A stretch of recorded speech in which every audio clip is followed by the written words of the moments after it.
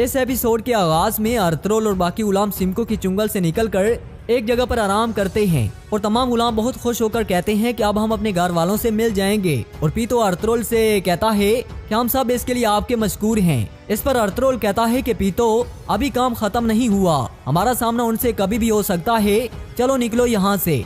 इसी दौरान डाकू मुआलिस अपने साथियों के साथ जंगल में मौजूद होता है। एक आदमी आकर मुआलिस से कहता है कि मैंने काइयों के सरदार अर्थरोल को देखा है। ये सुनकर डाकू मुआलिस गुस्से से कहता है कि अर्थरोल मर चुका है। सिपाही कहता है कि मुझे यकीन है जिसको मैंने देखा वो अर्थरोल था।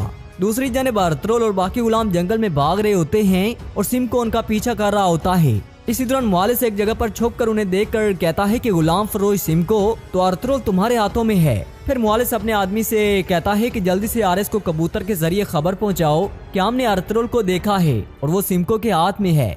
इसके बाद कोपेक ने जंगल में एक जगह पर पड़ाव डाला होता है। इसी दौरान सरदार बहादुर कोपेक के पास आता है और कोपेक बहादुर से कहता है कि आपसे आप अपने कबीले के साथ इन्हीं जमीनों पर रहेंगे और क्या आपने असलहान से बात की है। तो इस पर बहादुर कहता है कि मैंने असलहान को कहा कि मैं जिरगा बुलाना चाहता हूँ, मगर वो इसके हक में नहीं है। ये सुनकर कोपेक कहता है कि जितनी जल्दी मुमकिन हो इस काम को अंजाम दें। और काय के सरदार दुंदार साहब अपना बाजार बेचने वाले हैं, आप जाएं और खरीदने की दिलचस्पी जाहिर करें और इस तरह आपके सरदार बनने के इम्कानात भी बढ़ जाएंगे। यह सुनकर बहादुर कहता है कि गुस्ताखी मुआफ अमीर हजरत, लेकिन अगर मैं बाजार खरीदना भी चाहूँ तो मेरे पास इतना सोना नहीं है।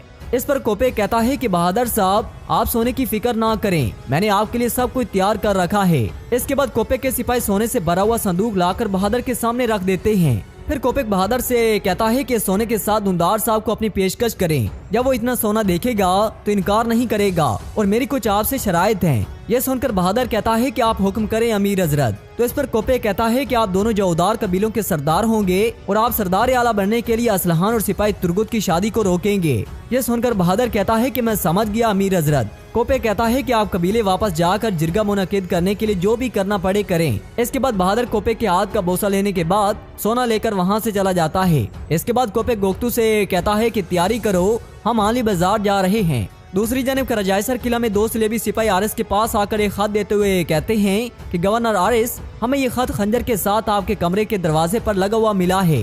फिर वो आरिस खत पढ़ता है जिसमें लिखा होता है कि अर्थरोल हमारे हाथों में है और वो जिंदा है और हम जानते हैं कि अर्थरोल को मारने वाले आप हैं। हम जो चाहते हैं अगर तुमने ना किया तो सुल्तान अलाउद्दीन को पता चल जाएगा कि अर्थरोल पर हमला तुमने किया है। खत पढ़ने के बाद आरिस शदीद गुस्से में अपना खंजर कमांडर के गले पर रखते हुए कहता है कि क्या मतलब अर्थरोल जिंदा है, मैंने उसे अपने हाथों से मारा था। इस पर कमांडर कहता है कि जिन्होंने ये खत लिखा वो झूठ बोल रहे हैं। फिर आरिस कमांडर को छोड़कर कहता है कि जिसने भी ये खत लटकाया है उसे फौरन तलाश करो। ये सुनकर तमाम कमांडर वहाँ से चले जाते हैं। दूसरी जानिब वाली बाजार में आर्थुक बे के पास सफेद दाढ़ी वालों का एक जासूस आता है और खुफिया तौर पर एक खत देते हुए कहता है कि सरदार ने ये खत आप तक पहुँचाने का कहा था। इसके बाद जासूस वहाँ से चला जाता है। फिर आर्थुक बे खत पढ़ते हैं तो खत में लिखा होता है कि आर्थुक बे साहब, हमने अर्थरोल साहब के साथ होने वाले वाकया का सुना और हमें इस हवाले से बड़ी अहम मालूमात मिली हैं। हम इन जमीनों पर साया कर रहे हैं और आपका कबीले की हिफाजत करें और इसका खात्मा ना होने दें। इसके बाद आनी बाजार में कोपेक दुंदार से कहता है कि क्या बाजार के मामले पर मुशावरत कर पाए। तो इस पर दुंदार कहता है कि मैंने अपने घर वालों से बातचीत की है, लेकिन वो इस बाजार को किसी भी तरह गवर्नर को बेचने नहीं देंगे और बाजार को बेचने के मामले पर जिरगा बुलाने का फैसला हो चुका है। ये सुनकर कोपेक कहता है कि जाहिर है कि मुसलमान अपना असासा काफिर को नहीं बेच सकता, लेकिन बाकी रास्ते मौजूद हैं। फिर दुंदार कहता है कि मुझे फिक्र है कि बाजार बेचने के बाद हमारे कबीले का क्या होगा। ये सुनकर कोपेक कहता है कि दुंदार, क्या आपका यहाँ रहना बहुत जरूरी है? आपके दूसरे भाई गंदूकदू और सुंगर तिकन किस लिए हैं? आपके इन सरहदी इलाके में अकेला रहने में बहुत मुश्किलात होंगी। आप इस बाजार से हासिल होने वाले सोने से अपने कबीले को मजबूत बना सकते हैं और इसके बाद आप अपने भाइयों के पास वापस लौट जाने पर गौर कर सकते हैं। इसके अलावा मैं ऐसे खरीदार को जानता हूँ जो आनी बाजार के बदले आपकी मर्जी का सोना आपको देगा। ये सुनकर दुंदार हैरानगी से पूछता है कि कौन है वो। तो इस पर कोपेक कहता है कि वो जानदार के भाई बहादुर साहब हैं। ये सुनकर दुंदार कहता है कि आपकी बात दुरुस्त है। दूसरी जानब एक कमांडर आरिस के पास आकर कहता है कि मुआलिस ने आपकी तरफ खत भेजा है कि उसने अर्थरोल को देखा है और वो गुलाम फरोज सिमको के हाथों में है। इस पर आरिस कहता है कि अर्थरोल को जिंदा या मुर्दा मेरे पास लेकर आओ। यह सुनकर कमांडर वहाँ से चला जाता है। फिर आरिस कहता है कि धोखेबाज मारिया। दूसरी जानब काय कबीले में हाली बाजार को फरोख्त करने पर जिरगा हो रहा होता है। दुंदार कहता है कि यकीनन आप सब बाजार की सूरत हाल से वाकिफ हैं। काफिले गुजर नहीं रहे, ताजरों ने आना छोड़ दिया है। काफिलों पर हमला करने वाले डाकू अब बेकाबू हो गए हैं, इस वजह से मैंने बाजार बेचने का फैसला किया है।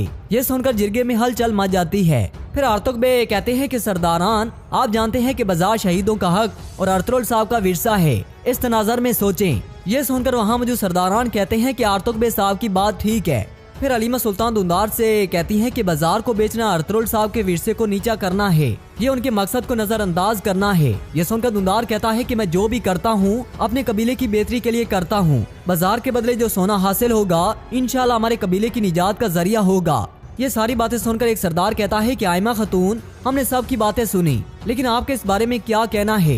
इस पर आयमा खतून कहती है कि हालांकि आली बाजार हमारे बेटे और शहीदों की अमानत है, लेकिन ये भी सच है कि वो हमारे लिए बोझ बन गया है। अगर बाजार को हमारे कबीले की निजात के लिए बेचना जरूरी है तो हमें इसे बेच देना चाहिए।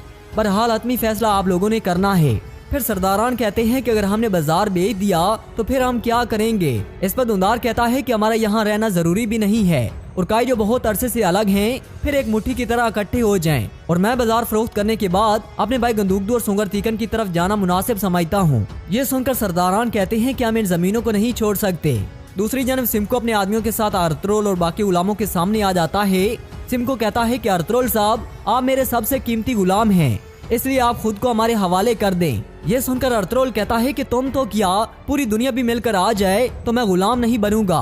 फिर सिमको अपने सिपाहियों से कहता है कि पकड़ो इन्हें। ये सुनकर अर्तुगरुल बाकी गुलामों को वहाँ से भगा देता है और अकेले ही सिमको के आदमियों का मुकाबला करना शुरू कर देता है और उनके दरमियान लड़ाई शुरू हो जाती है। ये देखकर पीतो और दीगर गुलाम भी अर्तुगरुल के साथ मिलकर उसका साथ देते हैं। दूसरी जानिब आर्तुक बे सरदारान से कहते हैं कि बाजार को बेचकर और इन जमीनों को छोड़कर जाने का मतलब अर्तुगरुल साहब के रास्ते को तर्क करना है और इस सूरत हाल में एक और जिरगा बुलाना चाहिए। ये सुनकर आयमा खतून आर्तुक बे से कहती हैं कि कैसा जिरगा।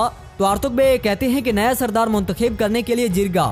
फिर आर्तुक बे सरदारान से कहते हैं कि हमने अर्तुगरुल साहब के मकसद को जारी रखने के लिए दुंदार साहब को सरदारी की मंजूरी दी थी, लेकिन इनका इरादा उनके मकसद को छोड़ने का है, तो ऐसी सूरत हाल में इनकी सरदारी जायज नहीं है। ये सुनते ही जिरगे में हलचल मच जाती है और दुंदार गुस्से में कहता है कि आर्तुक बे साहब, क्या मतलब है तुम्हारा? क्या आप एक सरदार के फैसले के खिलाफ बगावत करेंगे? तो इस पर आर्तुक बे कहते हैं कि अगर कोई बगावत कर रहा है तो वो आप हैं दुंदार साहब, आपने पूरे अजीम मकसद के खिलाफ बगावत की है। ये सुनकर आयमा खतून दुंदार को पीछे करते हुए आर्तुक बे से कहती हैं कि अच्छा समझ लें कि हमने जिरगा बुला लिया, तो क्या कोई उम्मीदवार है जो दुंदार साहब को ललकारेगा? इस पर आर्तुक बे कहते हैं कि अर्तुगरुल साहब के रास्ते पर चलने के लिए मैं सरदारी निशस्त का उम्मीदवार हूँ। ये सुनकर तमाम सरदारान कहते हैं कि आर्तुक बे साहब, आप क्या बात कर रहे हैं। दूसरी जानिब अर्तुगरुल और सिमको के आदमियों के दरमियान शदीद लड़ाई जारी होती है और अर्तुगरुल बड़ी हुनरमंदी से उनको मौत के घाट उतार रहा होता है। इसी दौरान वहाँ मुआलिस अपने आदमियों के साथ वहाँ पहुँच आता है और वो अर्तुगरुल और सिमको के आदमियों पर तीर बरसाने शुरू कर देता है। अर्तुगरुल सिमको के आदमी की आड़ में खुद को तीरों से महफूज करता है। इसके बाद मुआलिस अपने आदमियों के साथ अर्तुगरुल के सामने आ जाता है। ये देखकर सिमको कहता है कि लानत हो, ये आरिस के आदमी हैं। इसके बाद सिमको और मुआलिस के आदमियों के दरमियान लड़ाई शुरू हो जाती है और अर्तुगरुल डांटकर मुआलिस के आदमियों का मुकाबला करता है और लड़ाई के दौरान अर्तुगरुल के बाजू में तकलीफ होती है तो वो जंगल की तरफ निकलता है और सिमको और मुआलिस के सिपाहियों के दरमियान मुकाबला जारी होता है। इसी दौरान मुआलिस का एक आदमी अर्तुगरुल को निकलते हुए देखकर मुआलिस से कहता है कि अर्तुगरुल भाग रहा है। इसके बाद मुआलिस के आदमी अर्तुगरुल के पीछे भागते हैं।